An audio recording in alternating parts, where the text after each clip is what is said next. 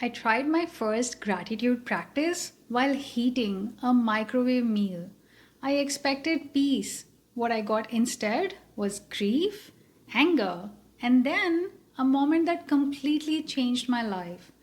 If you have ever tried to feel grateful while drowning in debilitating symptoms, you'll relate to this. It was during the peak of my long COVID, CFS, and POTS journey.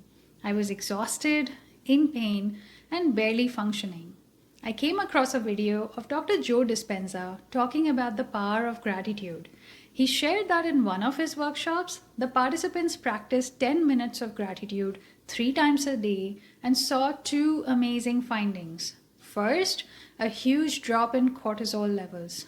Cortisol is a stress hormone, and in the long term, it can cause immense amounts of wear and tear and inflammation in the body.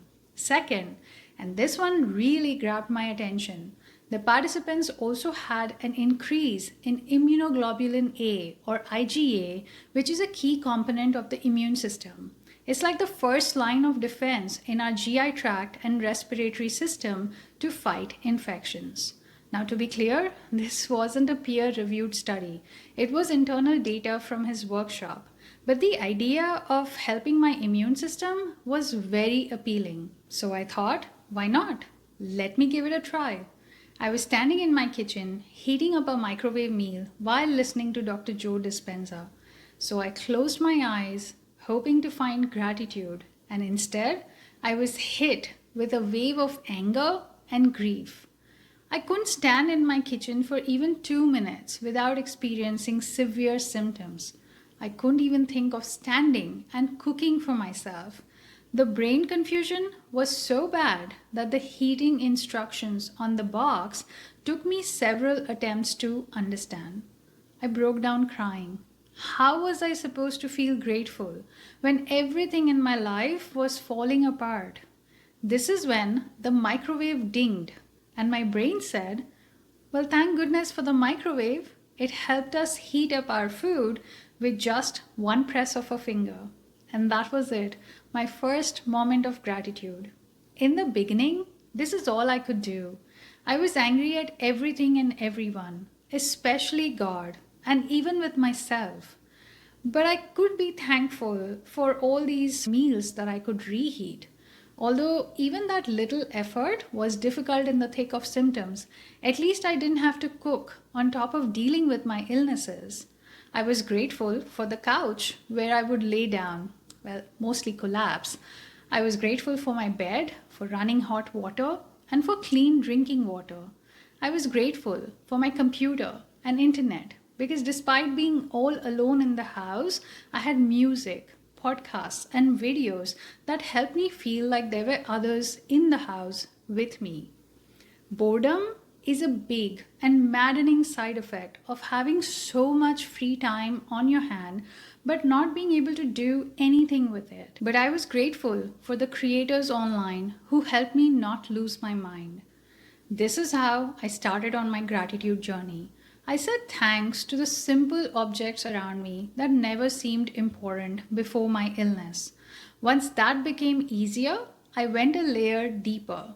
I started trying to be thankful for the people around me. It was initially very hard because most friends and family were gone. People I thought were my rock and I could always rely on had disappeared. I tried to find good memories with them from the past. Overwhelming grief came up first. But when I made room for it, gratitude eventually followed. I started saying thank you for my husband. That was the easy one. He's the kindest and the most thoughtful human being I know. I feel seen and heard and completely accepted for who I am, with my flaws and all, for the very first time in my life. And maybe I'm crazy, but I also started saying thanks to the blue skies, clean air, the sun shining, the singing of the birds in the backyard, the green grass, the sound of the breeze through the tree branches, the trees swaying in rhythm, and ooh, dandelions. I know they are considered weeds, but I find them to be so pretty and resilient. They are survivors, like you and me. And then came the final frontier.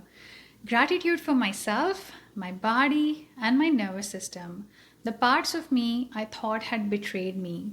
By this time, I had developed the understanding that my nervous system and body had collapsed under the burden of chronic stress, just like I did. They were struggling and suffering with me, and I no longer saw them as the problem. We were in it together. Then came gratitude for my symptoms. From seeing fatigue as an irritating symptom, stopping me from living my life, to seeing it as an exhausted and overwhelmed part of me that's wanting rest, that's warning me that the way I'm living my life, burning the candle on both ends, it's unsustainable and not true to who I am or want to be.